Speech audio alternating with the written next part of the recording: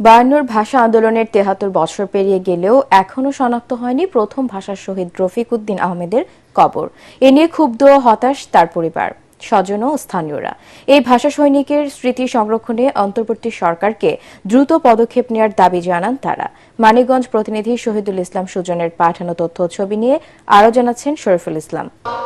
মাতৃভাষা বাংলাকে রাষ্ট্রীয় মর্যাদার লড়াইয়ে ৫২র এই দিন ১৪৪ ধারা ভেঙে ঢাকা মেডিকেল কলেজের সামনে বিক্ষোভ করে ছাত্র জনতা।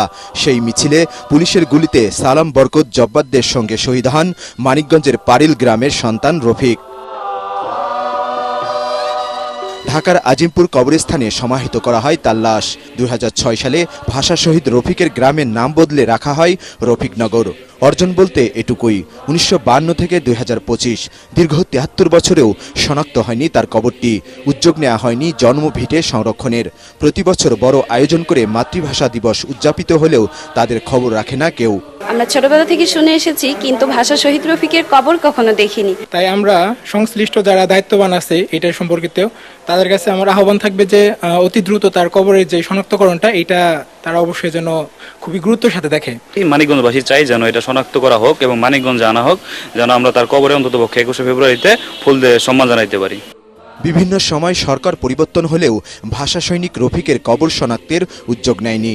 ২১শে পদকসহ রাষ্ট্রীয় অনুষ্ঠানেও ডাকা হয় না তার পরিবারকে। এ নিয়ে পাহাড় সমান ক্ষোভ স্বজনদের। এইসব অনুষ্ঠানে কত মানুষের দাওয়াত দেয়, কিন্তু শহীদ পরিবারের কাউরে আমি কোনো জায়গায় দেখিও না, আমাদেরও দেয় না, তাদেরকেও দেয় না। ২০০০ সালে একটি বেসরকারি সংস্থা রফিকনগরে দুটি ঘর বানিয়ে দিলেও নির্মাণ করা হয়নি সীমানা প্রাচীর। যে ঘরে জন্ম রফিকের সেটিও এখন বিলীন। ঢাকা সিটি কর্পোরেশনের সাথে কথা বলে আমরা এই লোকেশনটা নির্ধারণের একটা চেষ্টা রাখবো। তবে এই ব্যাপারে আমাদের সহযোগিতা করতে পারবেন ওই সময় যারা জীবিত ছিলেন এই ধরনের মানুষজনের খোঁজ আমাদের করতে হবে। এটা আমাদের দায়িত্ব, ইনশাল্লাহ আমরা এটা করব। রক্তে রাঙানো ২১শে ফেব্রুয়ারিকে অমর করে রেখেছেন সালাম বরকত রফিক জব্বাররা। আর এই ভাষাবিদদের আত্মত্যাগী সাহস আর অনুপ্রেরণা জুগিয়েছে ২৪ গণ অভ্যুত্থানের লড়াইয়ে। শরীফুল ইসলাম, এটিএন বাংলা।